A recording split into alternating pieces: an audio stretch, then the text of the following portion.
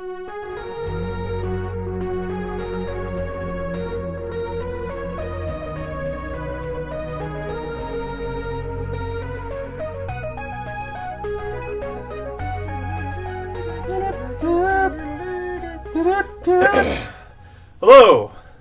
Welcome back to One on One with Glen and Brent. I'm Brent. I'm Glenn. It's been a while since we've been here, Glenn. Too long. The people have been waiting for it. Today, we are going to talk a little bit about what we've seen so far this early in the season. We're coming to you today. It's December 1. I don't know when this show will post. Hopefully December 2. Danny, please get to work on the December 2 posting. So before we preview the games coming up, Let's talk about what we've seen so far. Yeah. What do you like? Let's talk pros first. Well, we have some guys on the team that can get their own shot when they need to do so.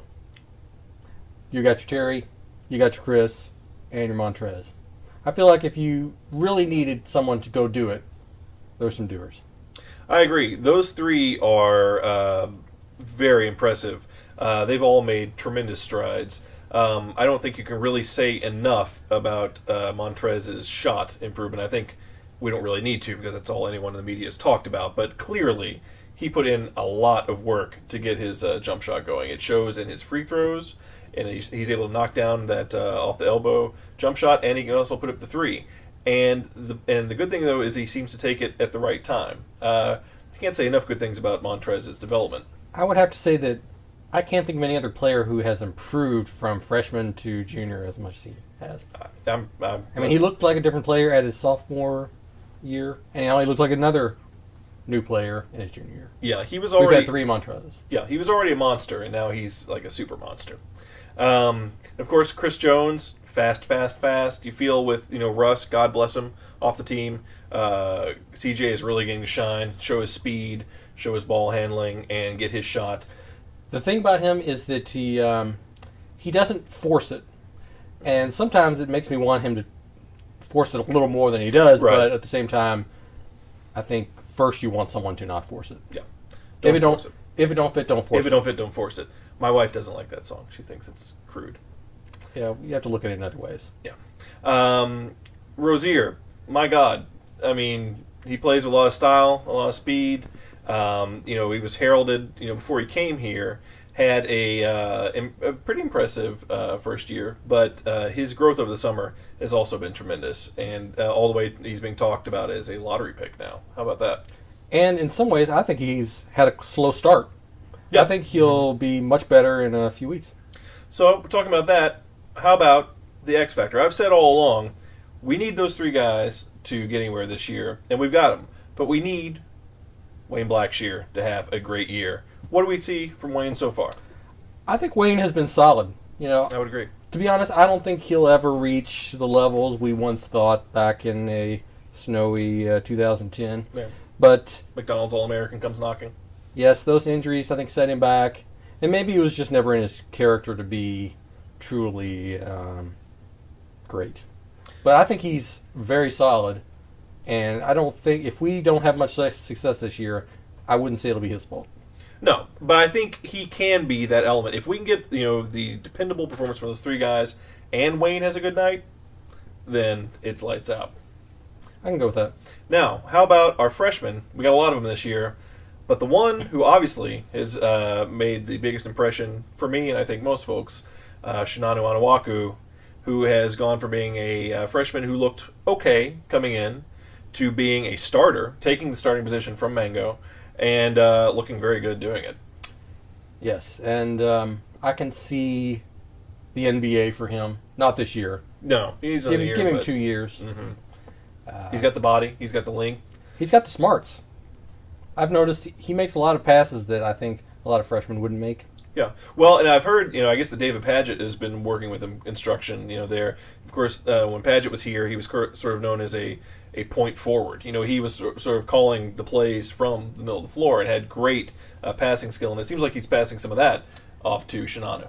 And I see, to use T-Will's analogy, mm-hmm. I see Onwaku as kind of a T-shirt. He would describe David Padgett as a T-shirt. You never leave home without your T-shirt, says T-Will. That's how I see Chinanu Anawaku. Don't leave Chinanu Anawaku without his T-shirt. I think I misinterpreted what you're saying. Well, we can move on. What I like to say is the way you remember his name is that you say you can sing it to the tune of Chattanooga Choo Choo. That was the best thing you've said when you told me that. Yeah. Pardon me, sir. Are you Chinanu Anuaku? Yeah. Well, that's funny. All right. Real quick, let's preview what we got going on this week. We are finally getting some top competition. Not that Minnesota wasn't good, not that we haven't played some good major teams, but Right. our biggest test so far, a top 15 matchup against Ohio State. Ohio State, I kind of feel always choke. I don't really care about that Mata. I don't really care about Ohio State. Are we going to beat them? Here's the problem with them. They haven't had any competition. Don't know how good they are, but they have a lot of talent, especially that guy from Louisville that didn't come here for some reason. You know, Sure. D'Angelo, we'll say Russell, but it's something else besides that. We don't have time to fact check. Well, I agree with you. I really don't know how good they are either, but I still feel pretty good. I feel good in general because I like my team and I have a lot of pride. There you go. How about against IU? The beady-faced weasel Tom Crean leading another disappointing team to another disappointing end. Indiana had a lot of problems with Eastern Washington University. That's I forgot the sport that they excel in, but I don't believe it's one that anyone plays. So the fact that they lost that game tells me a lot about how we'll fare against them. Okay, we're going to wrap it up now just real quickly. We've talked about the pros. The cons. To me, it's obvious it's three-point shooting. We're going to have to get something going behind the arc consistently if we want to make any kind of run. For me, right now, it's playmaking. Don't see enough assists, a lot of extra dribbling. Could use more Luke Hancocks. Does Luke Hancock have any people that he knows that are the same as him? He maybe has more eligibility left. I'm not sure. Well, we can look into that.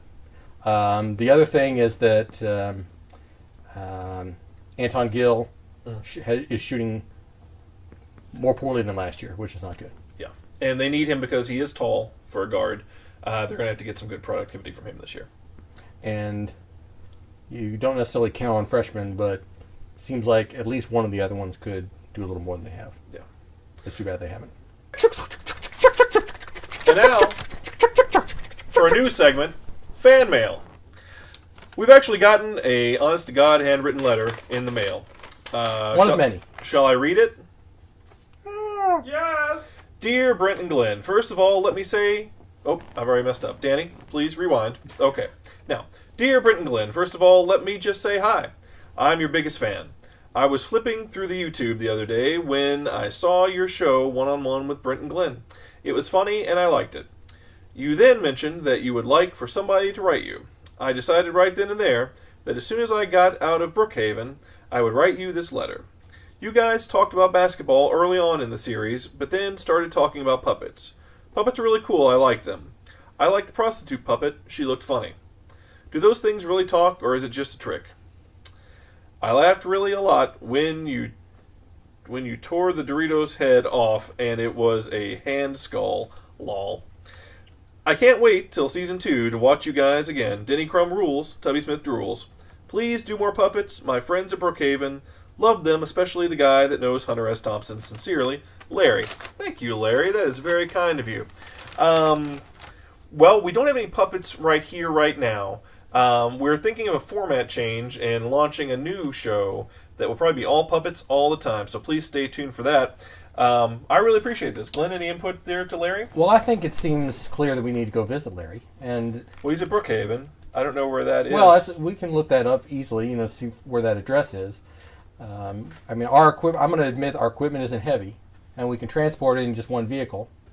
It would be easy to go and visit him and have him become part of the show for at least Bartender one time. Brian just handed us something. Thanks, Brian. Thanks. Sure, Brett. This is, you're down in Bardstown, Kentucky, apparently. Oh, Bardstown. So I know Bardstown. we'll block Historic- the address there. And Historic block Bardstown. Actually, cut out this whole thing. Don't even show me doing this at all. We could even get some lunch at Mammy's Kitchen. Okay, so you, me, Glenn, Mammy's Kitchen, and Brookhaven. We're doing it. Larry, thank you again for your patronage, and we'll be seeing you real soon.